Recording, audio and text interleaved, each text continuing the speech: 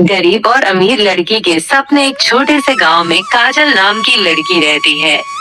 उसके पिताजी खेतों में मजदूरी करते हैं। कच्चा घर, फटे कपड़े और मुश्किल जिंदगी, यही उसकी दुनिया थी।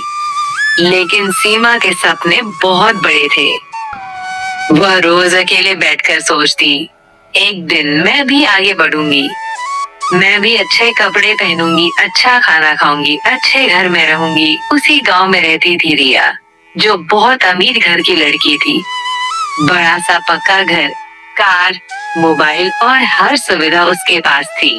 रिया के पिताजी बिजनेसमैन थे। एक परिवार इतना अमीर कि पूरा गांव पाल दे, और एक परिवार इतना गरीब जो खुद का पेट भी न भर सकता। ये है दुनिया का दस्तूर। एक दिन बहुत तेज आंधी तूफान बारिश हुई।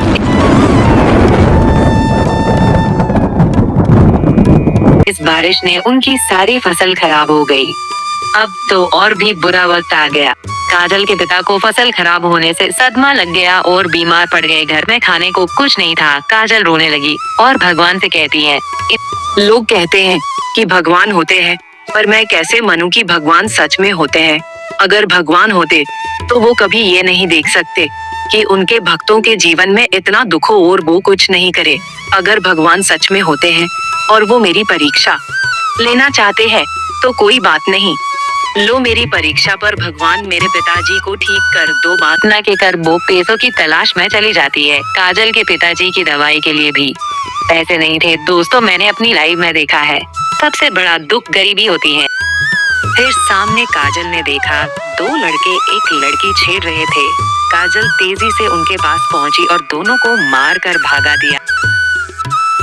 थैंक यू सो मच मेरी इज्जत बचाने के लिए, पर आप हो कौन और आपकी ऐसी हालत? इतने फटे पुराने कपड़े पहन रही हो। नहीं, कुछ सब नसीब का खेल है। मेरी छोड़ो, आप अपनी बताओ, अब ठीक हो? उन दरिंदों ने आपके साथ कुछ करा तो नहीं? कुछ नहीं करा। शायद आप सही समय पर नहीं आती तो आज तो मेरी इज्जत लुट जाती। आज अब मुझे अपने बारे में बताओ। फिर काजल अपनी दुख भारी कहानी रिया को सुनाती है।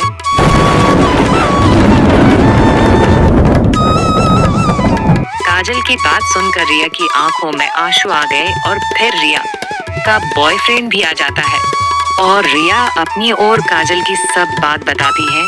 फिर राघव काजल को कुछ पैसे देता है। लो, अब कुछ पैसे रख लो, अपने पिताजी की दवाई ले जाना और खाने का सामान भी ले लेना। क्यों पर? सॉरी, मुझे पैसे नहीं चाहिए आपसे, आप रख लो। काजल, आज से आप मेरी बेस्ट फ्रेंड हो, आप ये पैसे ले लो। आपका ये एहसान कभी नहीं भूलूंगी। इतना के कर काजल बाहर से चली जाती है और रिया और राघव पास के होटल में चले जाते हैं और आज की रात रंगीन करते हैं और दोनों वहीं सो जाते हैं। उधर काजल अपने पिताजी की दवाई, बेटी ये दवाई और राशन कहाँ से लाई है? पैसे कहाँ से आए तेरे पास? किया तूने कुछ गलत कम क्या है? नहीं माँ, मैंने कुछ गलत कम नहीं किया। काजल सारी कहानी बताती है। फिर काजल मंदिर के पास जाती है और कहती है, भगवान मुझे माफ करना, कल कुछ ज्यादा ही बुरी बातें बोल दी थी। अब मुझे पता चल गया, सब अपने अपने कर्म का दुख सुख भोगते हैं। उदार रिया होटल से घर जाती है तो रिया के पापा रिया से कहते हैं, रिया बेटी, आप पूरी रात कहाँ थे और आपका फोन भी स्विच ऑफ जा रहा था? पापा, वो मैं अपनी फ्रेंड के घर थी, उसने मुझे अपने घर ही रोक लिया था और मेरा फोन डाउन हो गया था। सॉरी पापा। अच्छा ठीक है, आगे से बताना कहीं रुकना पड़ जाए तो। की पापा जी। और उधर काजल सोचती है कि आज का दिन तो कट गया, पर आगे का समय कैसे कटेगा? अब तो कुछ रुपए ही है बस। और उधार से एक लड़का आता है और काजल को इस हाल में देखकर कहता है, क्या हुआ? आप इतनी टेंशन में क्यों बैठी हो? आप कौन हो जो मेरी टेंशन की वजह पूछ रहे हो? आप मेरी टेंशन खत्म कर सकते हो, बताओ। कलकत्ता तो मैं कुछ नहीं हूँ, पर मेरा नाम कार्तिक है और आपके लिए तो अजनबी हूँ। और क्या पता आप मुझे अपनी टेंशन की वजह बता दो तो टेंशन खत्म हो जाए। अच्छा तो सुनो, मैं बहुत गरीब हूँ, हमारे घर खाने कुछ नहीं है और पिताजी बीमार पड़े हैं और बस मेरे पास थोड़े ही रुपए हैं और मैं कुछ ऐसा कम करना चाहती हूँ कि मेरा घर का खर्चा चल जाए। कार्तिक कुछ देर सोच कर बोलता, आप एक कम करो, आप मनोहर चाय की दुकान खोल लो, दुकान खोलने में मैं आपकी मदद है। दोनों ही बातें करते हैं, दोनों के बीच दोस्ती हो जाती है और मनोहर चाय की दुकान खोल लेते हैं। कुछ रुपए कार्तिक देता है, कुछ रुपए काजल के पास थे। आज दुकान का पहला दिन था तो थोड़े ही ग्राहक आए थे। आज कार्तिक भी काजल के साथ ही था। काजल मैं घर जाता हूँ अपने। कार्तिक थोड़ी देर और रुक जाओ, अभी मत जाओ। काजल अगर थोड़ी देर और रुका तो रात हो जाएगी। होने दो, रात हो जाएगी तो आज आप हमारे घर ही सो जाना। दोनों आपस में बातें करते रहते हैं और अब तो रात होने वाली थी। दोनों ही काजल के घर चले जाते हैं। काजल बेटी ये कौन है तेरे साथ? पापा ये कार्तिक है, मेरा दोस्त। इन्होंने मेरी चाय की दुकान खोलने में मदद की, वे बहुत अच्छे दिल के हैं। और पापा इनका घर दूसरे गांव में है।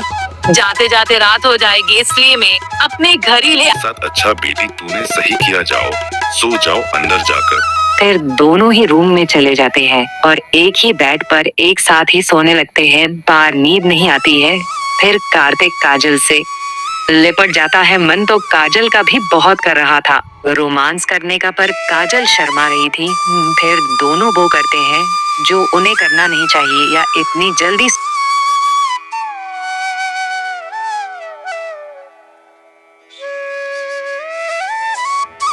कार्तिक अपने घर चला जाता है और काजल अपनी चाय की दुकान पर चली जाती है।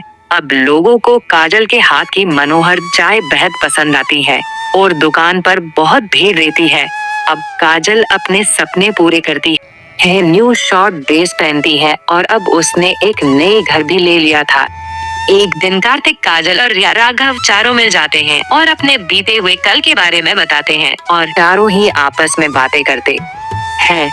और फिर दुकान बंद करके के काजल के न्यू घर में जाते हैं और मौज मस्ती करते हैं और फिर वो काम करते हैं जो आप देख रहे हैं।